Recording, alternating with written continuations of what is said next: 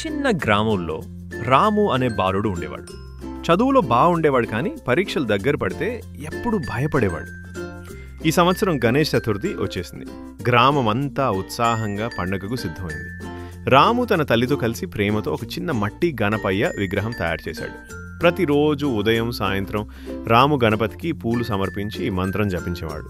కానీ పరీక్షల ముందు రాత్రి రాము మనసులో భయం మరింత పెరిగింది.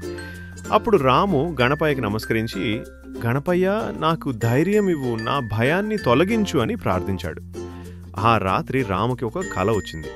ముషికంపై కూర్చుని గణపయ్య ప్రత్యక్షమై, భయపడకురా, భక్తితో ప్రార్థించేవాడికి నేను జ్ఞానం, ధైర్యం ఇస్తాను అని అన్నారు.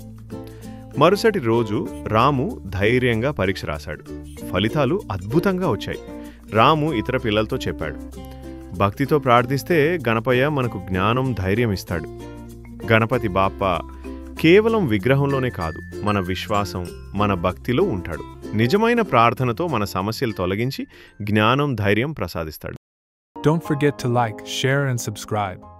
Thank you for watching.